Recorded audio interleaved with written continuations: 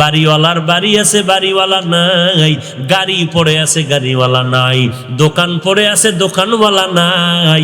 ওরে নবীর উম্মতের দল, ওই কবর বড় ভয়ঙ্কর হয়ে যাবে। ওই কবরে যখন যাব, কে পীর, কে মুরিদ, কে ইমাম, কে মুক্তাদি ভেদাভেদ থাকবে না। সাদা কাপড়ের প্যাকেটটা যখন হয়ে যাবে, সব হয়ে যাবে সমান। এরে যুবক, আমিও কবরে যাব, তুমিও কবরে যাইবা। কোন দিন ডাক আসবে জানা নাই। চোখ দুইটা বন্ধ করে যদি একটু তাকাও, ধ্যান করো, তোমার আমার ডানে বামে কত বন্ধুরা ছিল, আজ অনেকেই নাই। লেখাপড়ার জীবনে কত বন্ধু নিয়ে আড্ডা করেছি, নাই নাই, কোথায় গেল খবর নাই, মোবাইলও নাই। খেলার মাঠে কত বন্ধু নিয়ে খেলতাম, আজ অনেকেই নাই, চিনি না, নামও জানি না কোথায়। অনেক বন্ধু কবরবাসী হয়ে গেছে। আজ আমার কাছে কেমন যেন অসহায়ের মতো লাগতেছে। আমার ডানেও কেউ নাই, আমার বামেও কেউ নাই। আমার সেই খেলার মাঠের কথা মনে পড়লে কেমন যেন ঘুম হয় না। কই গেল সেই আনন্দ? কোথায় গেল লেখাপড়ার টেবিলের আনন্দ? বন্ধু আর ছাত্র নিয়ে কত জায়গায় ঘুরতে যাইতাম, আড্ডা দিতাম, কত খেলাই যে খেলতাম, আর মজা করতাম, আর আনন্দ করতাম। আজকে আনন্দ করার সুযোগও নাই, শরীরে শক্তিও নাই। সেই সময়ের কত আনন্দ, কত সুস্থতা। আর এখন খানা খাইলেও অসুস্থ, না খাইলেও অসুস্থ, ঔষধ খেতে হয়, ডাক্তারের কাছে যেতে হয়। এরে নবীর আশেকের দল, রবিউল আউয়াল তোমাকে বারবার জানায় দেয়, রহমাতুল লিল আলামিনের ওই রহমতের বার্তাটা নিয়ে তুমি সামনে আগাও। পিছনে যত অন্যায় করেছো তওবা করে নাও। দুনিয়াটা কিছুই না রে বাবা। বাড়িওয়ালার বাড়ি আছে, বাড়িওয়ালা নাই, গাড়ি পড়ে আছে, গাড়িওয়ালা নাই, দোকান পড়ে আছে, দোকানওয়ালা নাই। ওরে নবীর উম্মতের দল, ওই কবর বড় ভয়ঙ্কর হয়ে যাবে। ওই কবরে যখন যাব, কে পীর, কে মুরিদ, কে ইমাম, কে মুক্তাদি ভেদাভেদ থাকবে না। সাদা কাপড়ের প্যাকেটটা যখন হয়ে যাবে, সব হয়ে যাবে সমান। কে মুহাদ্দিস, কে শাইখুল হাদিস, কে প্রিন্সিপাল, কে বড় বক্তা, কাফনের ভিতরে লেখা থাকবে? কোনো লেখা নাই। সেখানে রিক্সার ড্রাইভার যেমন, ওই রিক্সার মালিকটাও তেমন। এর কিন্তু কিছু নমুনা আল্লাহ নামাজে দেখায় আর হজের মধ্যে দেখায়।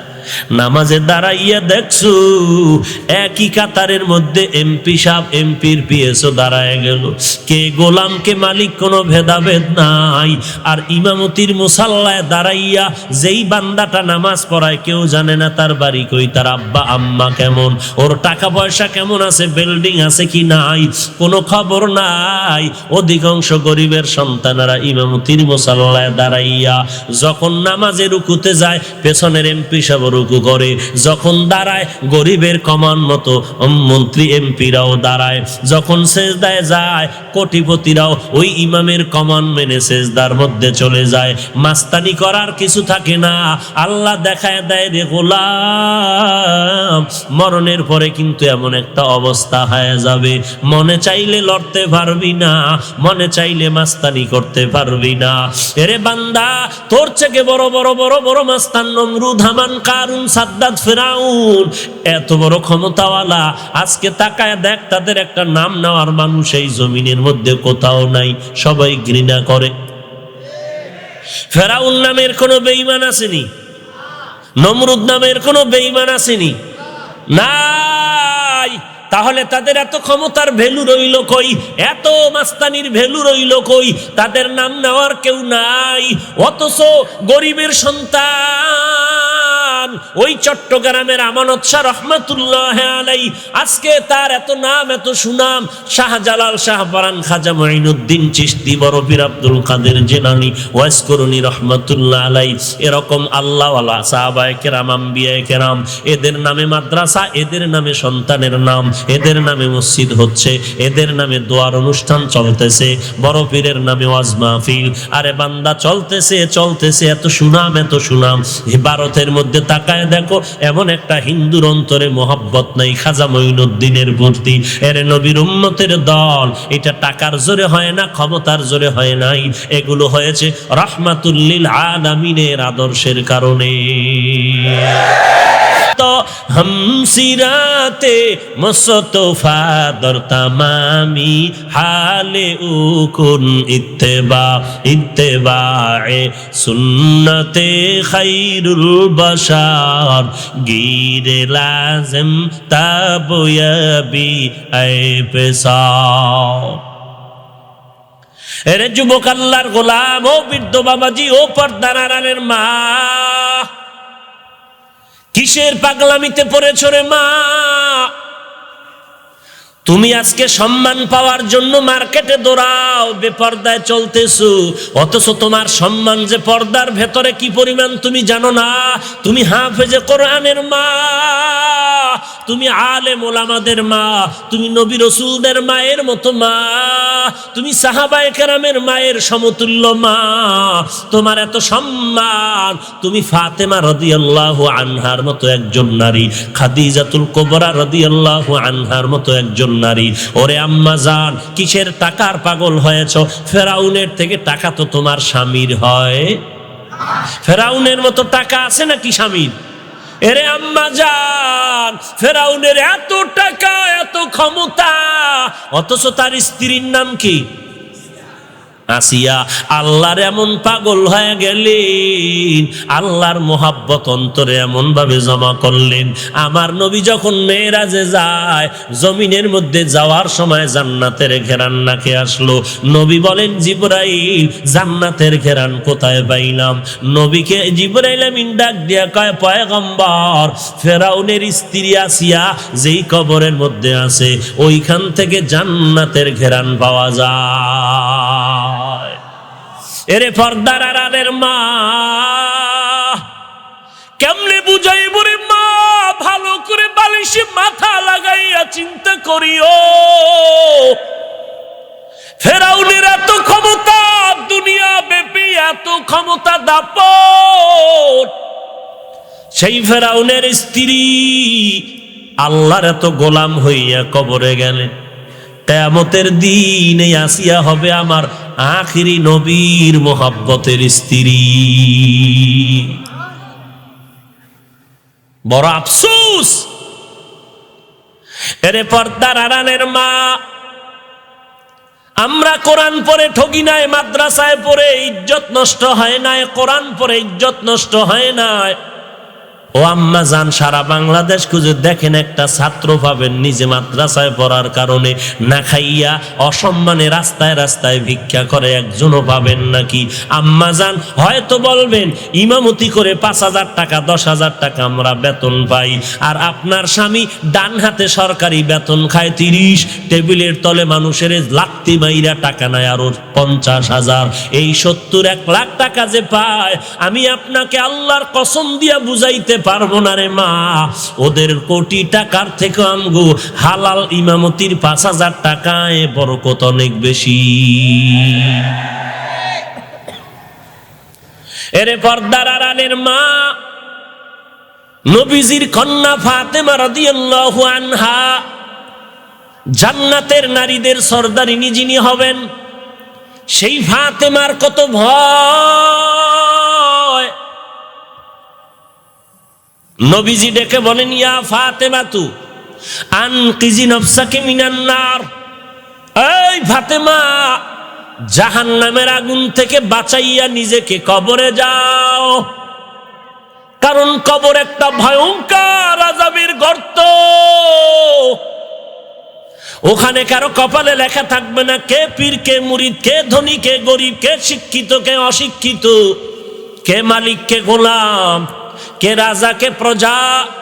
ওই কবরে যাওয়ার পর, ওখানে যাওয়ার পরে কাফনের কাপড়টা যখন দিয়ে কবরে দিবে, ও আম্মা জান, ও আব্বা জান, ও কলিজার টুকরা আমার যুবক ভাইজান, আমাকেও 3টা প্রশ্ন করা হবে, আপনাদেরকেও 3টা প্রশ্ন করা হবে। রিকশাওয়ালা গরিব দেখিয়া প্রশ্ন কম করবে এমনটাও না, বেশি করবে তাও না, সকলের জন্য প্রশ্ন 3টা। 1 নম্বরে বান্দা রবিউল আউয়ালে মিছিল করেছো কিনা, 2 নাম্বার প্রশ্ন গাঞ্জা খাইছো কিনা, 3 নাম্বার প্রশ্ন আলেম রে গালি দিয়েছো কিনা। সবার জন্য প্রশ্ন 3টা, একই প্রশ্ন। রবের পরিচয় দাও, 2 নম্বরে ধর্মের পরিচয় দাও, 3 নম্বরে রহমাতুল্লিল আলামিনের পরিচয় দাও। দুনিয়াতে যদি রবের গোলামি করিয়া কবরে যাও, ইসলামের মালাটা গলায় পরিয়া কবরে যাও, নবীর সুন্নত মতে যদি চলতে পারো রে বাবা, আঙ্গুলের নখগুলো নবীর তরিকায় কাটতে পারছো, চুলগুলো নবীর তরিকায় রেখেছো, পোশাকটা নবীর তরিকায় পরেছো, কবরে যাওয়ার পরে চিন্তা করা লাগবে না। 1 নাম্বার প্রশ্নের জবাব দিয়ে বলবে আমার রবকে তুমি জানো না, জবাব দিবে মুমিন বান্দা রব্বি আল্লাহ, আমার রব হলেন একমাত্র আমার আল্লাহ। 2 নাম্বারে দীনিয়াল ইসলাম, আমার ধর্মের নাম হলো ইসলাম, আমি আল্লাহ ছাড়া কাউকে রব মানি না, আর আমি ধর্ম ইসলাম ছাড়া কিছুই পছন্দ করি না। 3 নাম্বারে মুহাম্মদের চিনুনি, বলে হ্যাঁ এই তো সেই আমার পয়গম্বর, যেই নবীর মোহাব্বতে না দেখিয়া দাড়িটা লম্বা করেছি, মাথায় টুপি পরেছি, লম্বা জামা পড়েছি, এই টুপির কারণে কত মানুষ টুপিওয়ালা বলে গালি দিত, টুপি ভালাই নাই। কত বেঈমানেরা, কত মুনাফিকেরা দাড়ি দেখিয়া গালি দিত, এই বেটা বয়স হইছে দাড়ি রাখার, কে কয় হিন্দু, হিন্দু না ওরে নামদারি মুনাফিক, নামদারি মুনাফিক, ইহুদির 5 চাটা গোলাম, কয় দাড়ি রাখার কি বয়স হইছে নাকি, এত বুজুর্গ দেখাও কেন, ওরে অন্তরটারে ঠিক কর, দিলটা ভালো থাকলেই তো হবে, এত নামাজ পড়া লাগে নাকি, দাড়ি রাখার এত সময় হইছে নাকি, বিয়া শাদী করবি, সন্তানের বিয়া শাদী দিবি, এরপরে দাড়ি রাখবি রে বাবা। এই রকম টিটকারির পরেও আমি দাড়িটা ফালাই নাই, লম্বা জামার বিরোধিতা কতই না করতো, এরপরও লম্বা জামা ফালাই নাই। এরে নবীর উম্মতের দল, ওই আমার নবীরে যারা গালি দিছে, আমার কলিজা দিয়ে আমি জীবনের বাজি রেখে ময়দানে ঝাঁপায় পড়তাম নবীর দুশ্মনের বিচারের দাবির জন্য। ইনি হলেন সে আমার মায়ার নবী। আল্লাহ বলবে আর ডিস্টার্ব করিস না, বেহেশতের বিছানাটা কবরে বিছায়া দাও, জান্নাতের সাথে একটা রাস্তা বানায় দাও, বান্দা এখন আরামে ঘুমাবে, কিয়ামত পর্যন্ত কেউ যেন ডিস্টার্ব না করে। পক্ষান্তরে যারা গুনাহ নিয়ে কবরে যাইবা, আল্লাহ তাআলা কোরআন শরীফের মধ্যে বলেন ওমাইয়া আমাল মিসকালা যাররাতিন শাররান ইয়ারা, 1 জাররা পরিমাণ গুনাহ নিয়ে যদি হাসরের ময়দানে দাঁড়াও, আল্লাহর দরবারে কোনো জবাব নাই। ও বান্দা 1 বিন্দু গুনাহ করলো আমলনামায় লিখতে ফেরেশতারা ভুল করবে না। ওই কবরে যাওয়ার পর যখন বলবে রবের পরিচয় দাও, যেই বান্দা আল্লাহকে চিনে না সে বলবে লা আদরি, লা আদরি, আমি কিছুই জানি না। আবার প্রশ্ন করবে ধর্মের পরিচয় দাও, আবার জবাব দিবে আমি কিছুই জানি না। আবার যখন আমার নবীরে দেখানো হবে বলবে আমি তো তারেও চিনি না, কিছুই জানি না। কারণ দুনিয়াতে বান্দা রবের গোলামি করে নাই, ইসলাম পালন করে নাই, বান্দা নবীর সুন্নতের জবাই করত, নিজেও টুপি পরে না, অন্যের টুপিও দেখতে পারে না, নিজেও দাড়ি রাখে না, অন্যের দাড়িটাও সহ্য করতে পারে না, নিজেও কান্না করে না, অন্যরা কান্না করলে বরদাস্ত করতে পারে না, নিজেও নামাজ পড়ে না, অন্য কেউ নামাজ পড়লে তাও সহ্য করতে পারে না। এরকম মুসলমান আছে না নাই? নিজেও নামাজ পড়ে না, অন্য কেউ নামাজ পড়তে ঠিক মতো দেয় না, বলে আরে ভাই নামাজ পড়তে যাব, তুই এখানে কয় পরে গেলে হবে, একা পড়লে হবে, জামাতে পড়া লাগে নাকি? এটা মানুষ শয়তান।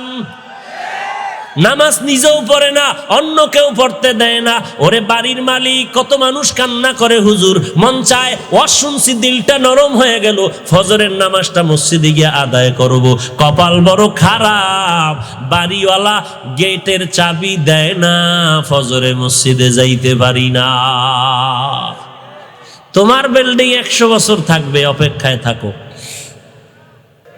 এখনো যদি তওবা করতে না পারো রে যুবক, এখনো ঘরের 4 দেয়ালের মধ্যে বসে আল্লাহর বিরোধিতা করতেছো, অপরাধ করতেছো, জিনার মধ্যে চোখ নষ্ট করতেছো, হাত নষ্ট করতেছো, গীবত শেখায়াতের মধ্যে।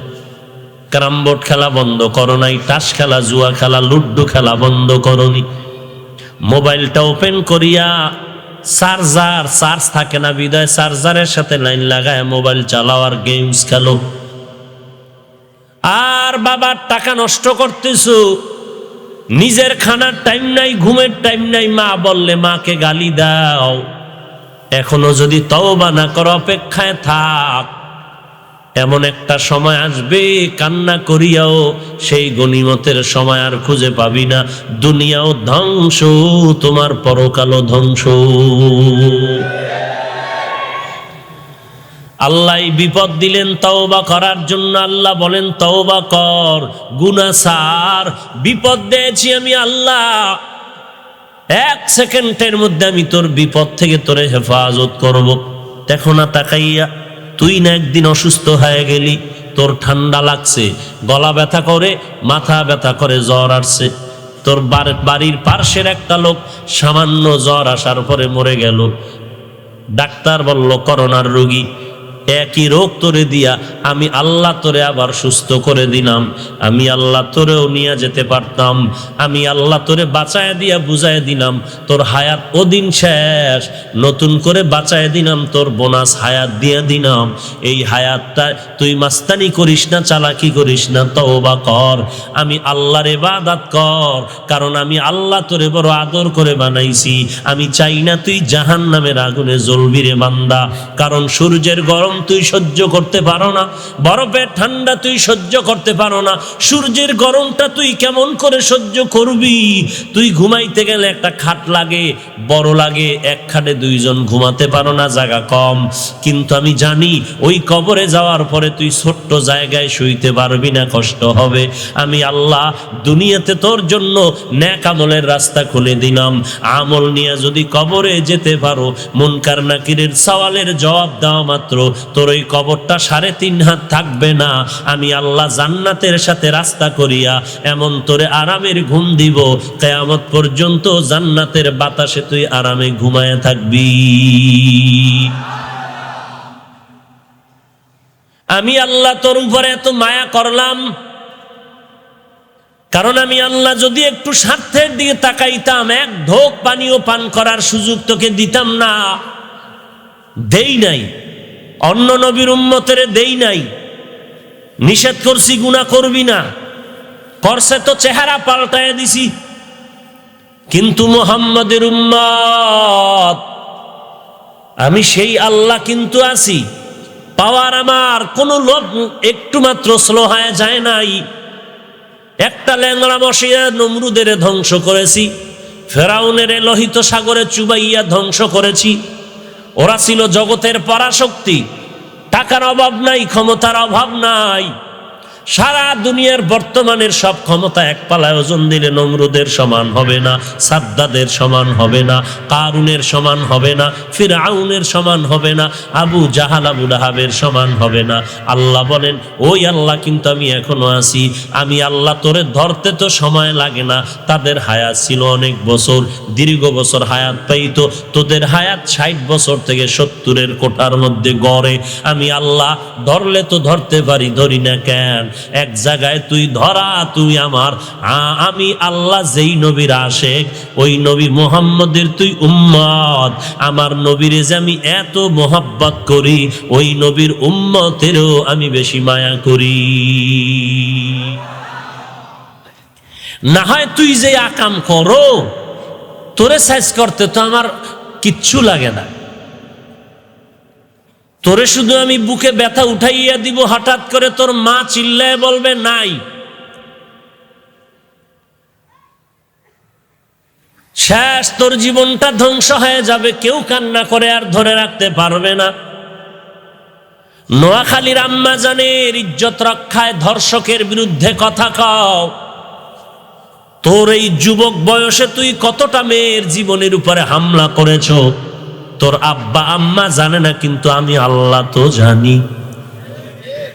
আমি আল্লাহ তো জানি তুই কতটা মেয়ের সতীত্বের উপরে আক্রমণ করেছ রে যুবক সন্তান। কতটা মেয়ের সাথে তুই মিথ্যা ছলনা করেছ। তোর বাবার ঘামের টাকা তুই পার্কে পার্কে নষ্ট করেছো। তোর বাবা কামাই করে বরকত পায় না তোর কারণে। তুই হইলি বাবার ঘরের বড় চোর। মায়ের টাকা চুরি করো, বাবার টাকা চুরি করো, বাবার পকেট থেকে টাকা নিয়ে যাও। এ কারণে তোর বাবা রাত নাই দিন নাই ঘুম নাই, চেহারাটা নষ্ট হয়ে গেছে, কামাই রুজির পেছনে দৌড়ায়। আর তুই বাবার ঘামের টাকা, হালাল টাকার থেকে তুই চুরি করে নাও। যেই সন্তান বাবার টাকা চুরি করবে, যেই পুঁজির থেকে ঘরের কেউ চুরি করবে, না জানাইয়া নিবে, ওই বাবার কামাই রুজিতে কোটি টাকা আসলেও কোনো বরকত থাকবে না। এইটা যদি সন্তান বুঝতো, জীবনে 1 টাকা বাবার থেকে অনুমতি ছাড়া নিত না। অনুমতি সন্ধ্যাবেলা কয় আব্বু তাড়াতাড়ি 10,000 টাকা দাও। বাবায় জানে টাকা দিলে এখন আড্ডা দিবে, নেশাগ্রস্ত মদ পান করবে, নেশার আড্ডায় চলে যাবে। বাবায় বলে দিব না, বাবায় বলে 1 টাকাও দিব না। সন্তান এই কথা শোনার পরে মেজাজ গরম হয়ে গেছে। গরম হতে হতে মাথার চান্দির উপরে রাগ যখন এসে গেল, বাবার উপরে মায়ের শুরু করলো। ইন্ডিয়ার খবর আর সোনার বাংলার খবর মিয়া। বাবার উপরে হাত তুলে ফেললো সন্তান, এমন ভাবে বাবাকে মারতেছে, বাবার শরীর থেকে রক্ত পড়া শুরু হয়ে গেল। বাবা জমিনের মধ্যে লুটায় পড়ল। দুঃখিনী আম্মা জান সন্তানের পা জড়ায় কান্না করে, আর তোর বাবারে মারিস না। মাকে ধাক্কা দিয়া ফালাইয়া সন্তান একটা মোটর সাইকেল নিয়ে দৌড়ায়। আরে গজবের মোটর সাইকেল, ইডার দ্বারা এখন গজব। ইমার্জেন্সি যত আকাম হয়, কি আকাম? ইমার্জেন্সি আকাম সব এডি দিয়ে হয় না? কি দিয়া? চিনেননি কি? কি পরিমাণ বাড়ছে! রাত নাই দিন নাই, সারা রাত আড্ডা। এইটা দিয়া বন্ধু বান্ধবী দৌড়াচ্ছে, বাবার টাকা নিয়ে যাচ্ছে, বস্তা বস্তা সব নষ্ট করে ফেলতেছে। রাগ করেন? এই করোনা, এই গজব এমনিতেই আসে নাই। আমার অপরাধের কারণে, আপনার অপরাধের কারণে আজ আমার সন্তান কষ্ট পায়। ওয়ামা আরসালনাকা ইল্লা রাহমাতাল লিল আলামিন।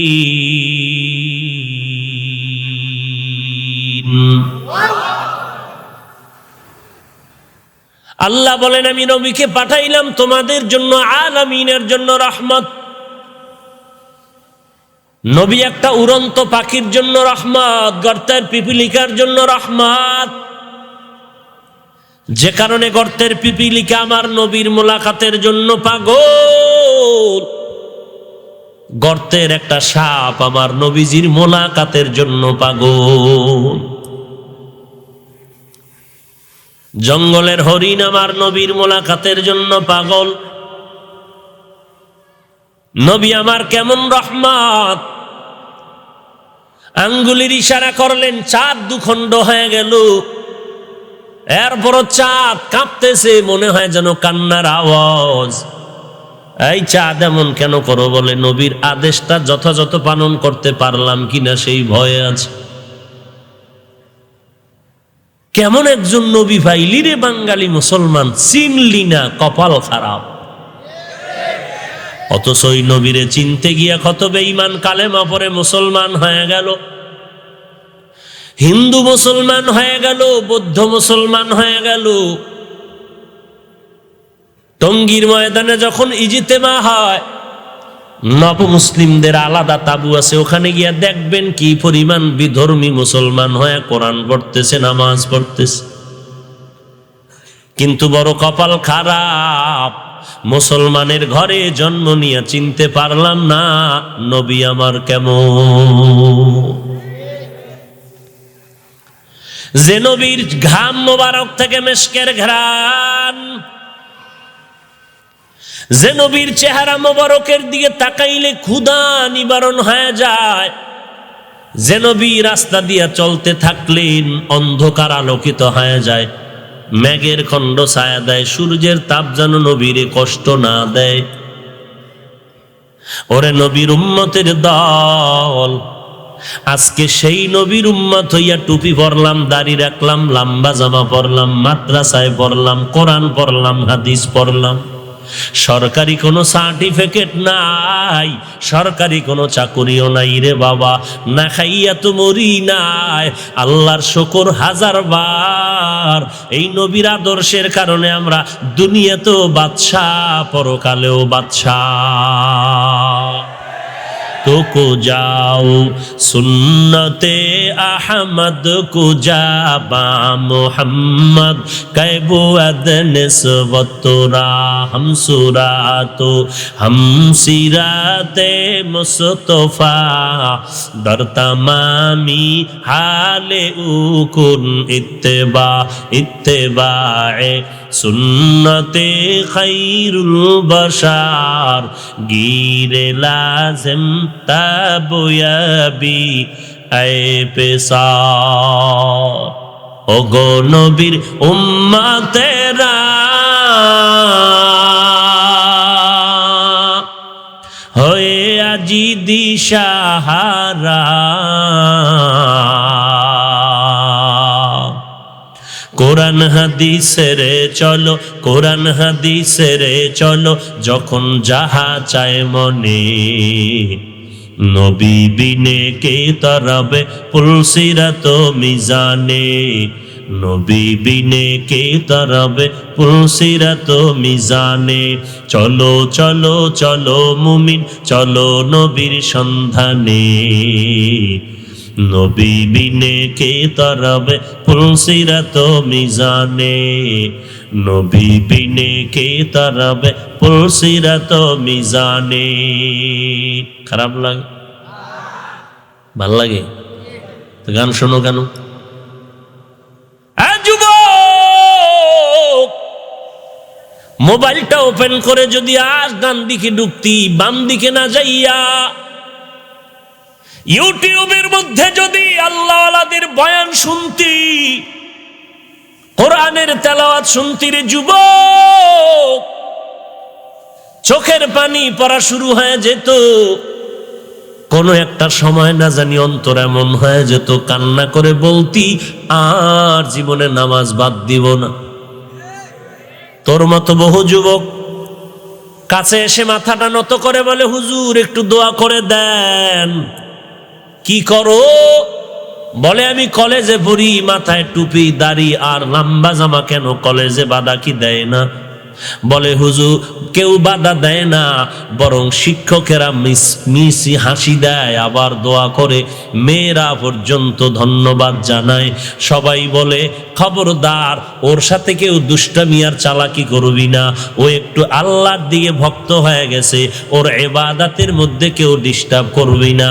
পার্কে গেলে সবাই যখন চলে যায়, আমারে যদি কেউ ডাক দেয়, অন্যরা বলে ওরে ডাকিস না, ও আছে ওর লাইনে চলতে দে।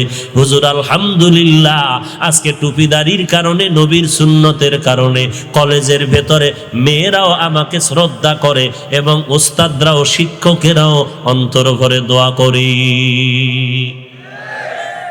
কিন্তু তুমি পারবা না কেন রে বাবা? জবাব ঠিক করিয়া কবরে যাও। তোমার আমার মতো যুবক, ডাক্তার, ডক্টর, প্রফেসর, ইঞ্জিনিয়ার, সাংবাদিক, সাহিত্যিক, উকিল, ব্যারিস্টার, র্যাব, আর্মি, পুলিশ, 5 ওয়াক্ত নামাজি দাড়িওয়ালা আছে না নাই? তুমি কেন পারবা না? জবাব ঠিক করে কবরে যাও। তোমার আমার মতো যুবক ড্রাইভারি করে, নামাজ বাদ দেয় না। তোমার আমার মতো যুবক কৃষক কাজ করে, মা নামাজ বাদ দেয় না। তোমার আমার মতো যুবক তাকায় দেখো, শ্রমিকের কাজ করে, এক বেলার নামাজও বাদ দেয় না, বরং তারা এমন ইমান মজবুত নিয়ে দাঁড়িয়ে আছে, চাকরি চলে গেলে যাবে, তারপরও নামাজ বাদ দিবে না। এমন যুবক আছে না নাই? এদের ইমানটা এত বড় তাজা। এরে যুবক, আমিও কবরে যাব, তুমিও কবরে যাইবা। কোন দিন ডাক আসবে জানা নাই। চোখ দুইটা বন্ধ করে যদি একটু তাকাও, ধ্যান করো, তোমার আমার ডানে বামে কত বন্ধুরা ছিল, আজ অনেকেই নাই। লেখাপড়ার জীবনে কত বন্ধু নিয়ে আড্ডা করেছি, নাই, কোথায় গেল খবর নাই, মোবাইলও নাই। খেলার মাঠে কত বন্ধু নিয়ে খেলতাম, আজ অনেকেই নাই, চিনি না, নামও জানি না কোথায়। অনেক বন্ধু কবরবাসী হয়ে গেছে। আজ আমার কাছে কেমন যেন অসহায়ের মতো লাগতেছে। আমার ডানেও কেউ নাই, আমার বামেও কেউ নাই। আমার সেই খেলার মাঠের কথা মনে পড়লে কেমন যেন ঘুম হয় না। কই গেল সেই আনন্দ? কোথায় গেল লেখাপড়ার টেবিলের আনন্দ? বন্ধু আর ছাত্র নিয়ে কত জায়গায় ঘুরতে যাইতাম, আড্ডা দিতাম, কত খেলাই যে খেলতাম আর মজা করতাম আর আনন্দ করতাম। আজকে আনন্দ করার সুযোগও নাই, শরীরে শক্তিও নাই। সেই সময়ের কত আনন্দ, কত সুস্থতা। আর এখন খানা খাইলেও অসুস্থ, না খাইলেও অসুস্থ, ঔষধ খেতে হয়, ডাক্তারের কাছে যেতে হয়। এরে নবীর আশেকের দল, রবিউল আউয়াল তোমাকে বারবার জানায় দেয় রহমাতুল লিল আলামিনের ওই রহমতের বার্তাটা নিয়ে তুমি সামনে আগাও। পিছনে যত অন্যায় করেছো তওবা করে নাও। দুনিয়াটা কিছুই না রে বাবা। বাড়িওয়ালার বাড়ি আছে, বাড়িওয়ালা নাই। গাড়ি পড়ে আছে, গাড়িওয়ালা নাই। দোকান পড়ে আছে, দোকানওয়ালা নাই। ওরে নবীর উম্মতের দল, ওই কবর বড় ভয়ঙ্কর হয়ে যাবে। ওই কবরে যখন যাব, কে পীর, কে মুরিদ, কে ইমাম, কে মুক্তাদি ভেদাভেদ থাকবে না। সাদা কাপড়ের প্যাকেটটা যখন হয়ে যাবে, সব হয়ে যাবে সমান। কে মুহাদ্দিস, কে শাইখুল হাদিস, কে প্রিন্সিপাল, কে বড় বক্তা, কাফনের ভিতরে লেখা থাকবে? কোনো লেখা নাই। সেখানে রিক্সার ড্রাইভার যেমন, ওই রিক্সার মালিকটাও তেমন। এর কিন্তু কিছু নমুনা আল্লাহ নামাজে দেখায় আর হজের মধ্যে দেখায়। নামাজে দাঁড়াইয়া দেখছো একই কাতারের মধ্যে এমপি সাহেব, এমপির পিএসও দাঁড়ায় গেল। কে গোলাম, কে মালিক, কোনো ভেদাভেদ নাই। আর ইমামতির মুসাল্লায় দাঁড়াইয়া যেই বান্দাটা নামাজ পড়ায়, কেউ জানে না তার বাড়ি কই, তার আব্বা আম্মা কেমন, ওর টাকা পয়সা কেমন আছে, বিল্ডিং আছে কি নাই, কোনো খবর নাই। অধিকাংশ গরিবের সন্তানেরা ইমামতির মুসাল্লায় দাঁড়াইয়া যখন নামাজে রুকুতে যায়, পেছনের এমপি সাহেব রুকু করে। যখন দাঁড়ায়, গরিবের কমান মতো মন্ত্রী এমপিরাও দাঁড়ায়। যখন সেজদায় যায়, কোটিপতিরাও ওই ইমামের কমান মেনে সেজদার মধ্যে চলে যায়। মাস্তানি করার কিছু থাকে না। আল্লাহ দেখায় দেয়, রে গোলাম, মরণের পরে কিন্তু এমন একটা অবস্থা হয়ে যাবে, মনে চাইলে লড়তে পারবি না, মনে চাইলে মাস্তানি করতে পারবি না। এরে বান্দা, তোর থেকে বড় বড় বড় বড় মাস্তান নমরুদ, হামান, কারুন, সাদ্দাত, ফিরাউন, এত বড় ক্ষমতাওয়ালা, আজকে তাকায় দেখ তাদের একটা নাম নেওয়ার মানুষ এই জমিনের মধ্যে কোথাও নাই। সবাই ঘৃণা করে। ফেরাউন নামের কোনো বেঈমান আসেনি? নমরুদ নামের কোনো বেঈমান আসেনি? নাই। তাহলে তাদের এত ক্ষমতার ভ্যালু রইল কই? এত মাস্তানির ভ্যালু রইল কই? তাদের নাম নেওয়ার কেউ নাই। অথচ গরিবের সন্তান ওই চট্টগ্রামের আমানত শাহ রহমাতুল্লাহ আলাইহি, আজকে তার এত নাম, এত সুনাম। শাহজালাল, শাহপরান, খাজা মঈনুদ্দিন চিশতি, বড় পীর আব্দুল কাদের জিলানী ওয়াইস করুনি রহমাতুল্লাহ আলাইহি, এরকম আল্লাহওয়ালা সাহাবায়ে কেরাম, আম্বিয়ায়ে কেরাম, এদের নামে মাদ্রাসা, এদের নামে সন্তানের নাম, এদের নামে মসজিদ হচ্ছে, এদের নামে দোয়ার অনুষ্ঠান চলতেছে, বড় পীরের নামে ওয়াজ মাহফিল। আরে বান্দা, চলতেছে চলতেছে, এত সুনাম, এত সুনাম। ভারতের মধ্যে তাকায় দেখো, এমন একটা হিন্দুর অন্তরে মোহাব্বত নাই খাজা মঈনুদ্দিনের প্রতি। এর নবীর উম্মতের দল, এটা টাকার জোরে হয় না, ক্ষমতার জোরে হয় নাই, এগুলো হয়েছে রাহমাতুল লিল আলামিনের আদর্শের কারণে। तो हम सिराते मुस्तफा दर तमामी हाले उकुन इत्तेबाए सुन्नते खैरुल बशार गिरे लाजिम ताबयबी ऐ पेशार। এরে যুবক আল্লাহর গোলাম, ও বৃদ্ধ বাবাজি, ও পর্দার আড়ালের মা, কিসের পাগলামিতে পড়েছ রে মা? তুমি আজকে সম্মান পাওয়ার জন্য মার্কেটে দৌড়াও, বেপর্দায় চলতেছো, অথচ তোমার সম্মান যে পর্দার ভেতরে কি পরিমাণ তুমি জানো না। তুমি হাফেজে কোরআনের মা, তুমি আলেম ওলামাদের মা, তুমি নবী রাসূলদের মায়ের মতো মা, তুমি সাহাবায়ে কেরামের মায়ের সমতুল্য মা। তোমার এত সম্মান, তুমি ফাতেমা রাদিয়াল্লাহু আনহার মতো একজন নারী, খাদিজাতুল কুবরা রাদিয়াল্লাহু আনহার মতো একজন নারী। ওরে আম্মা জান, কিসের টাকার পাগল হয়েছ? ফেরাউনের থেকে টাকা তো তোমার স্বামীর হয়। ফেরাউনের মতো টাকা আছে নাকি স্বামীর? এরে আম্মা জান, ফেরাউনের এত টাকা, এত ক্ষমতা, অথচ তার স্ত্রীর নাম কি? আসিয়া। আল্লাহর এমন পাগল হয়ে গেলেন, আল্লাহর মোহাব্বত অন্তরে এমন ভাবে জমা করলেন। আমার নবী যখন মেরাজে যায়, জমিনের মধ্যে যাওয়ার সময় জান্নাতের ঘেরান নাকে আসলো। নবী বলেন, জিবরাইল, জান্নাতের ঘেরান কোথায় পাইলাম? নবীকে জিবরাইল আমিন ডাক দিয়া কয়, পয়গম্বর, ফেরাউনের স্ত্রী আসিয়া যেই কবরের মধ্যে আছে, ওইখান থেকে জান্নাতের ঘেরান পাওয়া যায়। এরে পর্দার আড়ালের মা, কেমনে বুঝাইব রে মা?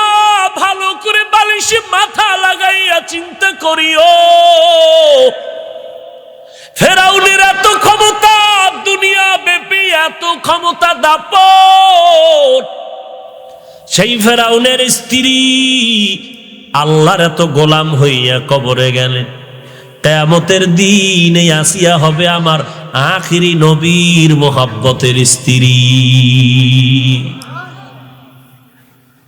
বড় আফসোস। এরে পর্দার আড়ালের মা, আমরা কোরআন পড়ে ঠকি নাই, মাদ্রাসায় পড়ে ইজ্জত নষ্ট হয় নাই, কোরআন পড়ে ইজ্জত নষ্ট হয় নাই। ও আম্মা জান, সারা বাংলাদেশ খুঁজে দেখেন, একটা ছাত্র পাবেন নিজে মাদ্রাসায় পড়ার কারণে না খাইয়া অসম্মানে রাস্তায় রাস্তায় ভিক্ষা করে, একজনও পাবেন নাকি? আম্মা জান, হয়তো বলবেন ইমামতি করে 5,000 টাকা 10,000 টাকা আমরা বেতন পাই, আর আপনার স্বামী ডান হাতে সরকারি বেতন খায় 30, টেবিলের তলে মানুষের লাত্তি মাইরা টাকা নেয় আরো 50,000। এই 70-1 লাখ টাকা যে পায়, আমি আপনাকে আল্লাহর কসম দিয়া বুঝাইতে পারবো না রে মা। ওদের কোটি টাকার থেকে আমগো হালাল ইমামতির 5,000 টাকায় বরকত অনেক বেশি। এরে পর্দার আড়ালের মা, নবীজির কন্যা ফাতেমা রাদিয়াল্লাহু আনহা জান্নাতের নারীদের সরদারিনী যিনি হবেন, সেই ফাতেমার কত ভয়। নবীজি ডেকে বলেন, ইয়া ফাতেমাতু আনকিজি নফসাকে মিনান নার। এই ফাতেমা, জাহান্নামের আগুন থেকে বাঁচাইয়া নিজেকে কবরে যাও, কারণ কবর একটা ভয়ঙ্কর আযাবের গর্ত। ওখানে কারো কপালে লেখা থাকবে না কে পীর, কে মুরিদ, কে ধনী, কে গরিব, কে শিক্ষিত, কে অশিক্ষিত, কে মালিক, কে গোলাম, কে রাজা, কে প্রজা। ওই কবরে যাওয়ার পর, ওখানে যাওয়ার পরে কাফনের কাপড়টা যখন দিয়ে কবরে দিবি, ও আম্মা জান, ও আব্বা জান, ও কলিজার টুকরা আমার যুবক ভাইজান, আমাকেও 3টা প্রশ্ন করা হবে, আপনাদেরকেও 3টা প্রশ্ন করা হবে। রিকশাওয়ালা গরিব দেখিয়া প্রশ্ন কম করবে এমনটাও না, বেশি করবে তাও না। সকলের জন্য প্রশ্ন 3টা। 1 নম্বরে, বান্দা রবিউল আউয়ালে মিছিল করেছো কিনা? 2 নম্বর প্রশ্ন, গাঞ্জা খাইছো কিনা? 3 নম্বর প্রশ্ন, আলেম রে গালি দিয়েছো কিনা? সবার জন্য প্রশ্ন তিনটা, একই প্রশ্ন, রবের পরিচয় দাও, 2 নম্বরে ধর্মের পরিচয় দাও, 3 নম্বরে রহমাতুল লিল আলামিনের পরিচয় দাও। দুনিয়াতে যদি রবের গোলামি করিয়া কবরে যাও, ইসলামের মালাটা গলায় পরিয়া কবরে যাও, নবীর সুন্নত মতে যদি চলতে পারো রে বাবা, আঙ্গুলের নখগুলো নবীর তরিকায় কাটতে পারছো, চুলগুলো নবীর তরিকায় রেখেছো, পোশাকটা নবীর তরিকায় পরেছো, কবরে যাওয়ার পরে চিন্তা করা লাগবে না। 1 নাম্বার প্রশ্নের জবাব দিয়া বলবে আমার রবকে তুমি জানো না, জবাব দিবে মুমিন বান্দা রব্বি আল্লাহ, আমার রব হলেন একমাত্র আমার আল্লাহ। 2 নাম্বারে দ্বীনিয়াল ইসলাম, আমার ধর্মের নাম হলো ইসলাম, আমি আল্লাহ ছাড়া কাউকে রব মানি না, আর আমি ধর্ম ইসলাম ছাড়া কিছুই পছন্দ করি না।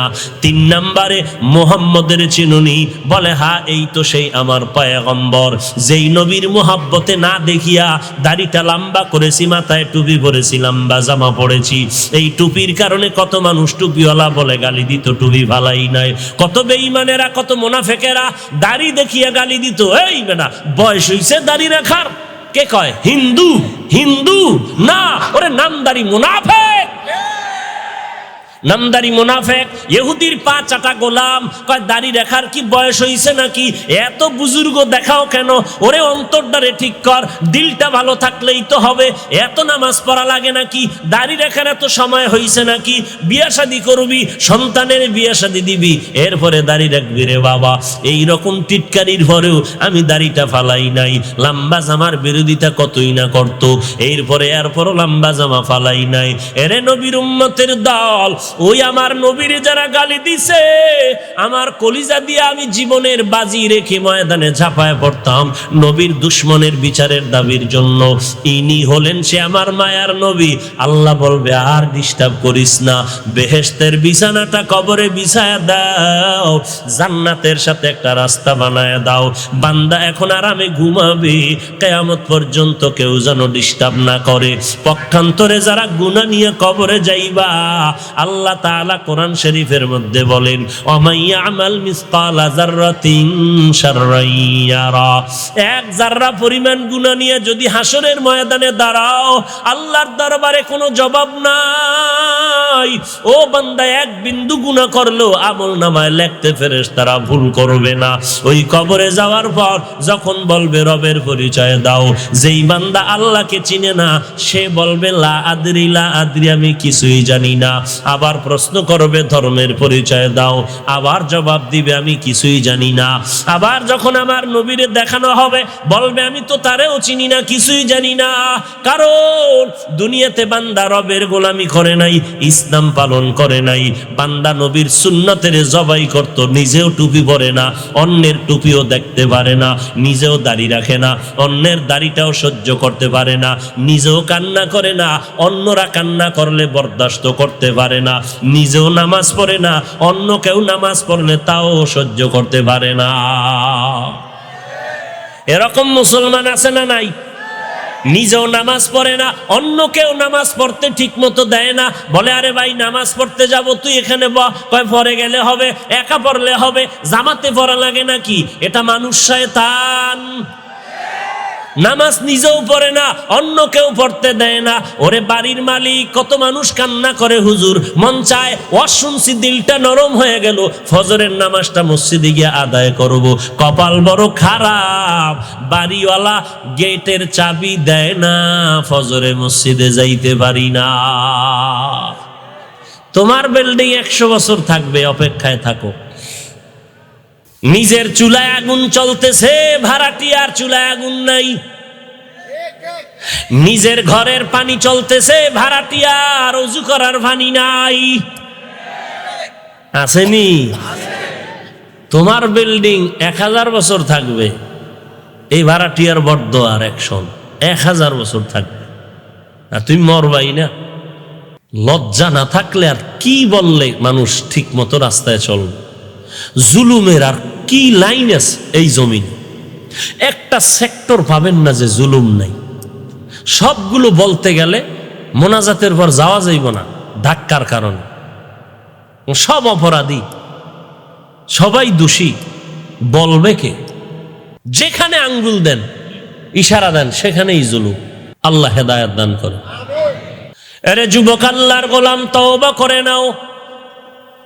ওই কবরে যাওয়ার পর জবাব যদি দিতে না পারো, আল্লাহর অর্ডার হয়ে যাবে রে ফেরেশতা, আর দেরি করবা না, কবরটারে জাহান্নামের বিছানা বিছায়া দাও, জাহান্নামের সাথে একটা রাস্তা বানায়া দাও। এই না ফরমান আমার দেওয়া নেয়ামত, পানি, বাতাস, সূর্যের আলো, চাঁদের আলো ভোগ করেছে, আমার গোলামি করে না, গাদ্দারি করেছে, আর সুযোগ দেওয়া হবে না। এরে কবরের মাটি, এই না ফরমানের দুই পার্শ্ব থেকে জোরে চাপ দাও, এমন জোরে চাপ দিবে পাজরের হাড়গুলো চুরমার হয়ে যাবে, এমন কঠিন অবস্থা হবে। নবী বলেন, মানুষ যদি কবরের আযাব একটু ভাবতো, চিৎকার দিয়া জীবনটা কাটায় দিত, আর ঘুমাইতে পারত না।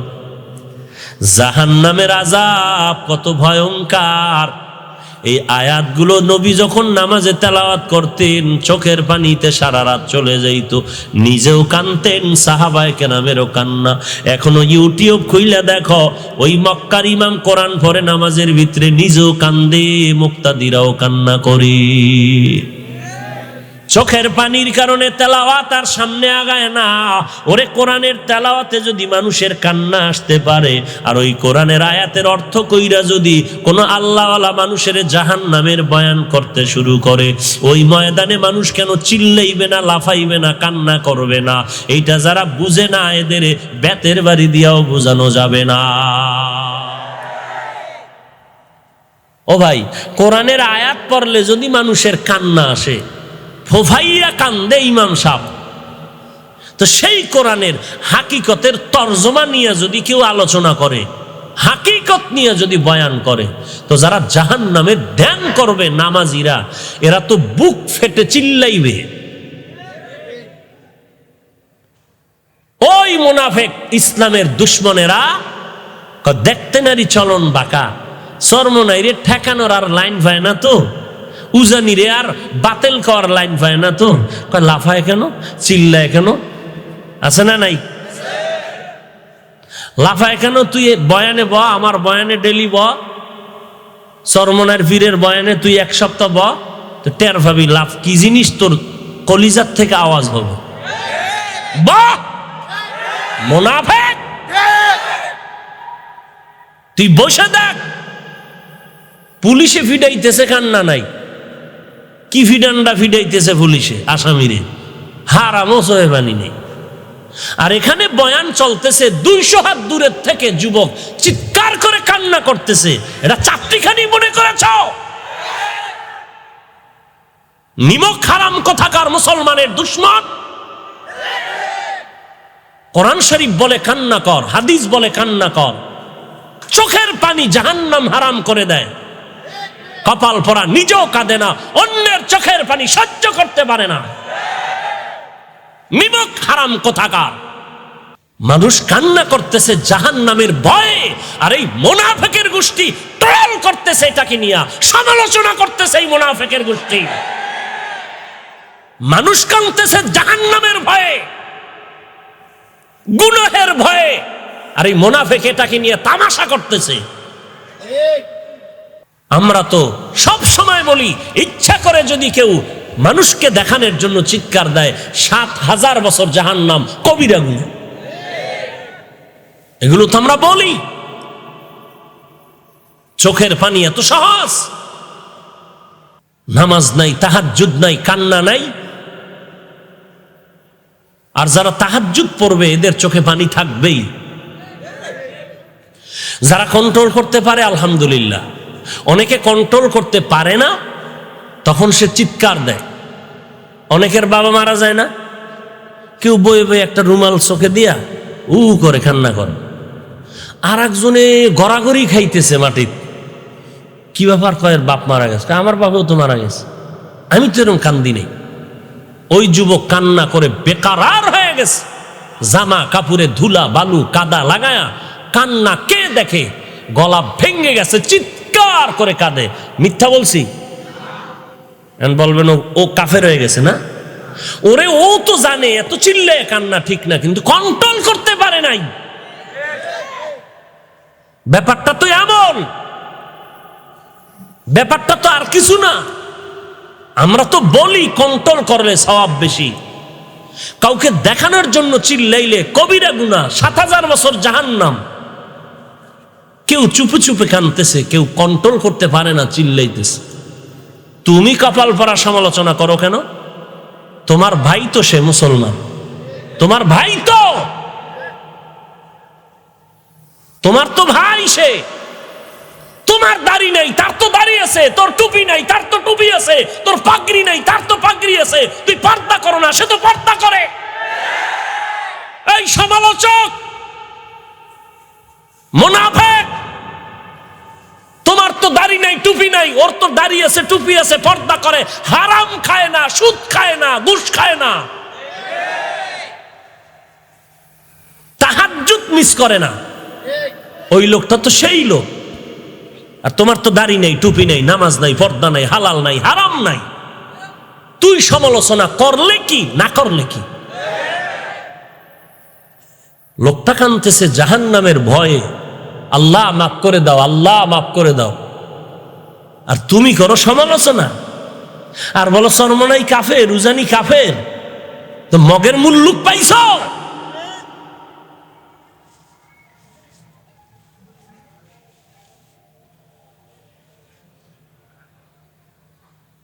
আল্লাহ সব ভাইকে হেদায়াত দান করুন। রাগ করছেন না?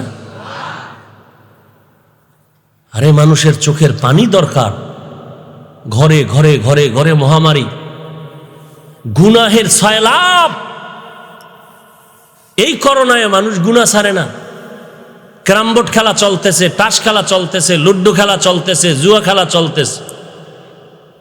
চলে কি চলে না? আমার যুবকের চরিত্র ধ্বংস হয়ে যাইতেছে। আলহামদুলিল্লাহ, আল্লাহ ওয়ালার সোহবতে গিয়া কত যুবক নামাজ পড়তেছে, দাড়ি রাখতেছে, টুপি পড়তেছে, হালাল খাইতেছে, মিথ্যা বলতেছে না, মা বাবার খেদমত করতেছে, ওস্তাদের সম্মান করতেছে। এটা কি খারাপ হইতেছে না ভালো? সমালোচনা কেন?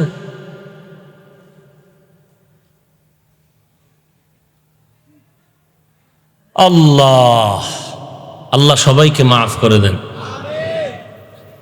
জাহান্নামের ভয় বড় ভয়ঙ্কর। এই জাহান্নামের বয়ান যদি কেউ ইখলাস নিয়ে করে, সে ঠিক থাকতে পারবে না।